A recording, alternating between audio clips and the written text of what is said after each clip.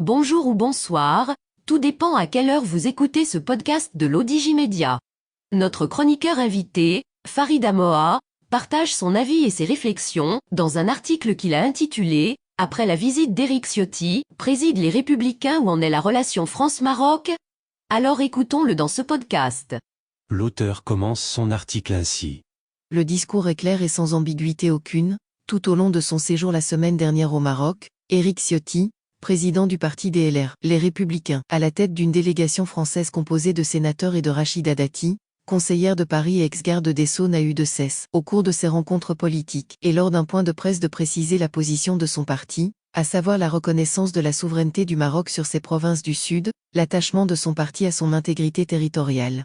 Dans la foulée, il a souligné les efforts colossaux investis par le Royaume dans ces provinces, à la grande satisfaction des populations sahraouies, rappelant le bien fondé de l'initiative d'autonomie auquel, a-t-il affirmé, nous souscrivons entièrement et souhaitons qu'après l'Espagne, l'Allemagne, les Pays-Bas, la France reconnaissent cette position.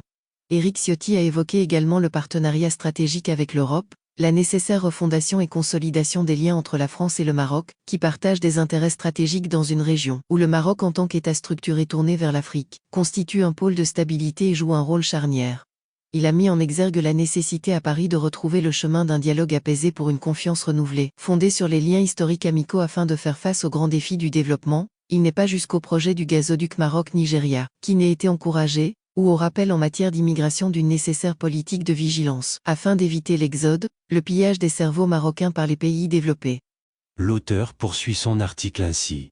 La légitimité du dossier du Sahara marocain, un discours qui n'est pas sans rappeler pour le Sahara, la position de Maurice Gourdeau-Montagne, un diplomate émérite, plusieurs fois ambassadeur de France successivement en Chine, en Allemagne, au Royaume-Uni, au Japon, ensuite secrétaire général du ministère français des Affaires étrangères, conseiller diplomatique de l'Élysée qui, dans son dernier ouvrage paru au début de l'année Les autres ne pensent pas comme nous, et dans le chapitre consacré à la refondation de la relation franco-algérienne, écrit avec lucidité, le Maghreb est entravé par un certain nombre de blocages, dont l'Algérie est largement responsable. Le comble de ces blocages a été atteint avec la rupture des relations diplomatiques entre la Maroc et l'Algérie à l'automne 2021. Or l'immobilisme de l'Algérie s'agissant du Sahara occidental n'est certainement pas tenable à terme. Personne ne peut faire fi de l'origine même de la légitimité du royaume chérifien qui se trouve dans l'allégeance des provinces aux souverains. La marche verte du roi Hassan II avait confirmé, s'il en était besoin, que nous étions bien dans ce cas de figure, et que la légitimité de la revendication du territoire concerné par le Maroc était indéniable, le Sahara occidental étant chérifien avant la colonisation espagnole. C'est un point sur lequel Jacques Chirac, qui tenait à maintenir une relation étroite avec l'Algérie, était inflexible, considérant qu'il était déterminant pour l'équilibre intérieur du régime marocain et sa stabilité ainsi que celle de la région. Des positions qui rappellent également les propos de Bernard Barjol, ex-ambassadeur de France à Alger, dans son ouvrage Le Soleil ne se lève plus à l'Est, soutenant que le conflit du Sahara, qui est une affaire vitale pour le royaume, se résume en une lutte d'influence entre le Maroc défavorisé par le partage colonial du désert et l'Algérie, qui instrumentalise le problème sous le prétexte de défendre le droit à l'autodétermination du peuple sahraoui. Des positions, on le voit, claires, explicites et sans détour. Reste à savoir quelle est la capacité du parti DLR français ou des diplomates à influer sur les décisions du gouvernement français, à porter ce discours sur la scène politique française et auprès du président Emmanuel Macron, qui dicte la politique étrangère de la France, considérée, rappelons-le, comme son domaine réservé. L'auteur précise ainsi. Un monde et une région en tension, il n'est pas, d'autre part, anodin de rappeler le timing de la visite des Républicains français qui a eu lieu quelques semaines avant celle que devrait en principe effectuer le président Abdelmadjid Tebboune en France à la mi-juin, reportée et marquée par les tensions entre les deux voisins, le Maroc et l'Algérie. À un moment aussi où se multiplient les évocations des mémoires collectives des peuples faisant émerger en sourdine en France, en Algérie mais aussi au Maroc des souvenirs, d'où plusieurs voix s'expriment pour rappeler les conséquences du partage colonial, à savoir les amputations du Sahara oriental au détriment du royaume et au profit de l'Algérie, alors département français, comme en témoignent les archives du Quai d'Orsay. Une visite du président du principal parti d'opposition, le LR, qui a lieu après le départ des forces françaises Barkhane du Mali, à l'heure où des reconfigurations au Sahel sont opérées sous l'égide du pays voisin, qui déploie sa puissance dans la région et une guerre acharnée contre le royaume. La visite de la délégation LR, mais surtout les effets qu'elle pourrait susciter, pourrait-il servir de coupe-feu pour prévenir l'émergence des risques d'une mise en tension de la relation France-Maroc qui s'annonce, notamment avec le basculement vers un nouvel ordre régional sahélien et saharien au bénéfice de l'Algérie? Cette visite pourrait-elle servir à une prise en compte du chaos que pourrait induire une telle situation avec la multiplication du trafic des armes et des dérives des groupes d'ex-AQMI et GIA dans tout le Sahel? Et qui, avec ses interconnexions avec le Maghreb, inquiète jusqu'à l'état-major militaire d'Alger lui-même? Une telle visite a-t-elle pu permettre de restaurer le dialogue gelé entre Paris et Rabat, et un climat de confiance nécessaire aux relations économiques, qui n'ont pas été jusque-là, force est de le constater, impactées? Avec la guerre de l'Ukraine aux portes de l'Europe que l'on croyait immunisée de tout conflit, avec les tensions grandissantes entre les États-Unis et la Chine et leurs conséquences diplomatiques, on assiste à la gestation en pointillé d'une reconfiguration du monde. Un monde porté par une compétition exacerbée dans le Pacifique, en Asie, mais aussi en Afrique, au Sahel en particulier, où les coups d'État militaires se sont multipliés. L'auteur ajoute en expliquant ainsi. Des risques de fracture, dans ce moment de transition, de rupture et de perte de repères, dans ce clair-obscur de redistribution de la puissance à l'échelle du monde, qu'en est-il de l'avenir de la relation entre le Maroc et la France? Une relation jusque-là présentée comme singulière voire exceptionnelle, fortement mise à mal ces derniers mois, avec ce qui est ressenti comme étant un basculement quasi provocateur vers Alger pour en faire le pôle d'une nouvelle configuration régionale, qui touche le Sahel et le Sahara, mise à mal également par une crise des visas qui a touché le tissu économique et social créant un fort ressentiment au niveau politique et de la société civile. Une rapide analyse dans le temps, depuis l'indépendance nous permet de conclure que si la relation Maroc-France a été ponctuée de nombreuses crises, toujours résolues au plus haut niveau, celui des chefs d'État, avec des périodes de retour du balancier portées par des relations de proximité et un partenariat dit stratégique, la crise actuelle est porteuse de nombreux irritants, mais surtout de risques de fracture entre deux pays dont la relation aura été pendant plus d'un demi-siècle exceptionnelle. Ce que les diplomates de Rabat qualifient de tergiversation de l'Élysée sur le Sahara, malgré la reconnaissance de la souveraineté du Maroc par les États-Unis et les évolutions remarquables sur cette question de pays, comme l'Allemagne et l'Espagne, ont créé un climat d'incompréhension et de frustration.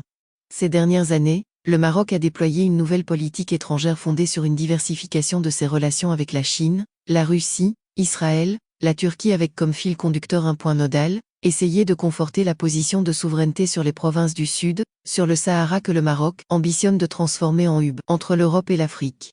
Une position que les nouvelles générations politiques françaises ne partagent pas toujours, pour cause de divergences idéologiques et d'ignorance mais aussi, parfois, faute d'une connaissance approfondie du dossier et à cause de la pression de la diplomatie algérienne.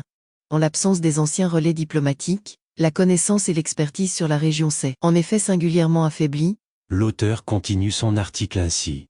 Le poids de l'équation algérienne, une connaissance historique de la région que la diplomatie marocaine intègre dans son analyse régionale, en fixant toutefois les limites de tout basculement vers un autre rapport de force régional. Ce que les historiens et politologues appellent la part algérienne de la France dans son psyché collectif, à savoir l'imbrication politique et humaine qui existe entre les deux pays est connue. Pour la France, l'Algérie n'est pas seulement un sujet de politique étrangère mais un sujet de politique intérieure. Beaucoup d'écrivains et d'historiens ont évoqué cette espèce de consanguinité qui fait que l'Algérie imprègne et imprime la vie politique et l'imaginaire des Français et que tout est lié, d'où l'importance du processus d'apaisement des mémoires lancé par le président Macron pour avancer dans cette relation. Jean-Pierre Chevènement, ancien ministre socialiste de Mitterrand et président de l'association France-Algérie, avait compté plus de 7 millions de personnes en France, qui sont directement intéressées par l'Algérie, les pieds noirs, les harkis, les binationaux, les immigrés, la droite française, pour toute appréciation ou décision. Ce chiffre qui représente près de 12% de la population est important à rappeler pour jauger ce paramètre d'imbrication, essentiel à la compréhension des relations entre la France et l'Algérie. Une relation que l'ancien ministre de la Défense ambitionne de construire en binôme structurant pour le XXI siècle. Reste une question de fond à poser, ce binôme structurant devrait-il se faire au détriment de la relation France-Maroc et d'un changement dans la position de l'Élysée sur la question du Sahara, sous la pression des militaires d'Alger? Dans son ouvrage L'énigme algérienne, Xavier Driancourt qui fut durant 2 mandatures ambassadeur à Alger écrit « Chaque élément compte dans la relation, tous les morceaux de ce gigantesque puzzle doivent être analysés. On doit peser le pour et le contre car aucune décision n'est isolée et sécable des autres aspects de la relation, aspects politiques intérieurs, vote, migration visa, banlieue, pieds noirs, extrême droite, coopération internationale, à l'instar du mécano. Si vous tirez une des tiges du jeu, vous risquez de faire bouger les autres et tout le jeu peut s'effondrer. » Il rappelle que l'Algérie est entourée des pays en guerre, Libye, Niger-Mali, que la France a besoin de son expertise dans la région et de sa neutralité, que son pays doit intégrer l'ensemble de ses paramètres internes et externes dans son appréciation sur l'Algérie et dans sa politique. Sa conclusion est on ne peut plus claire, l'équation algérienne est redoutable, Tout est entrelacé, mêlé, associé, et si l'Algérie va mal, la France va mal également. D'où ce sentiment de tergiversation, ou de mise à distance de Paris, que l'on peut ressentir à l'égard de notre diplomatie. Lors de l'annonce unilatérale de la rupture des relations diplomatiques entre Alger et Rabat au mois d'août 2021, un communiqué du Quai d'Orsay appelle au dialogue et souligne que le Maroc et l'Algérie sont deux pays amis et deux partenaires essentiels à la France. Un communiqué qui résume les difficultés d'arbitrage et d'évolution de position de la France dans le dossier du Sahara, d'autant qu'avec la guerre en Ukraine, le poids de l'Algérie est encore plus lourd compte tenu de l'interdépendance énergétique entre le nord et le sud de la Méditerranée, compte tenu aussi du caractère essentiel et stratégique de l'énergie. L'auteur mentionne ainsi. Les amis de mes ennemis, Or tout rapprochement avec l'Algérie ne doit pas se faire au détriment du Maroc. a déclaré Éric Ciotti lors de sa conférence de presse. La France, a-t-il réitéré, doit parler à tout le monde, nous devons parler à l'Algérie mais pas au détriment de notre relation avec le Maroc. Que faut-il faire dès lors pour éviter une banalisation de notre relation lors de ce second quinquennat du président Macron, voire un changement lourd de conséquences dans la région? Dans un premier temps, déclare le président du groupe LR, se parler, reprendre langue pour trouver des points de passage, pour construire des ponts, tracer les perspectives sur le plan bilatéral et multilatéral et les grandes orientations sur les enjeux dits globaux comme le changement climatique, les questions migratoires et autres sujets, qui reconfigurent les politiques extérieures.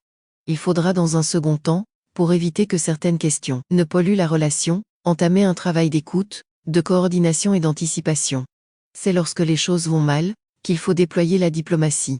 Les diplomates sont invités en somme à faire ce travail de déminage, de médiation et de veille, afin d'éviter le point de non-retour, pour travailler sur des pistes de rapprochement et pour bâtir l'avenir en commun dans une région profondément déstabilisée. Dans ce sens, la diplomatie économique est essentielle pour travailler sur les opportunités dans l'espace euro-méditerranéen et en Afrique, compte tenu de la proximité géographique, des impacts de la zone de libre-échange avec ce continent. Un vaste chantier qui nécessite une véritable refondation du partenariat et un élargissement aux acteurs comme les collectivités locales ou la société civile. L'ambition est réalisable malgré la persistance des tensions, car le socle dur des relations est constitué d'une forte communauté d'intérêts, d'une familiarité et proximité des élites, des Marocains du monde et Français résidant au Maroc. Une densité de la relation, dont témoigne le formidable flux humain à nul autre pareil au monde, que l'on peut observer lors des vacances, où des millions de Marocains traversent les territoires, pour renouer le lien avec leur pays d'origine. Avec en sus ce capital immatériel constitué de ce legs du passé, où des milliers de soldats marocains ont contribué à libérer l'Europe du nazisme. L'auteur conclut son article ainsi. Rachida Dati, un conflit maroco-algérien serait un désastre. Un capital constitué sur le temps long et porté par une relation de proximité entre chefs d'entreprise, hommes d'affaires, monde politique, qui est le résultat d'une longue coopération densifiée dans le temps. Le Maroc, de par sa position géographique, est aujourd'hui au cœur des intérêts régionaux et internationaux. Il est inséré dans les principaux flux financiers et économiques, qui lui permettent d'investir et de créer de l'emploi, contribuer au développement en Afrique comme l'a souligné avec force Éric Ciotti dans son point de presse et ce, pour le profit de toutes les parties prenantes, France, Maroc et pays d'Afrique. Dans ce sens, la France pourrait jouer ce rôle de médiateur entre l'Algérie et le Maroc dont les peuples restent très proches, car, comme nous le confiait Rachida Dati, de père marocain et de mère algérienne, adepte comme beaucoup du Grand Maghreb, un conflit entre les deux pays serait un désastre pour le Maroc, pour l'Algérie mais aussi pour la France. Rédigé par Farida Moha, élu par l'intelligence artificielle de l'Odigimédia. Merci d'avoir écouté ce podcast de l'Odigimédia, ce bouquet de supports numériques, portail, magazine mensuel connecté, web radio et web TV. N'oubliez pas de télécharger notre application l'Odigi mobile sur Play Store et de vous abonner à notre chaîne YouTube l'Odigi TV. Vous pouvez, aussi, nous suivre sur nos réseaux sociaux, Instagram, Facebook, TikTok, LinkedIn et Twitter. Ou encore, vous inscrire sur notre newsletter quotidienne à partir du portail lodigi.ma. Alors, on se dit au prochain podcast de nos chroniqueurs invités. Et à très bientôt, si et seulement si vous le voulez bien.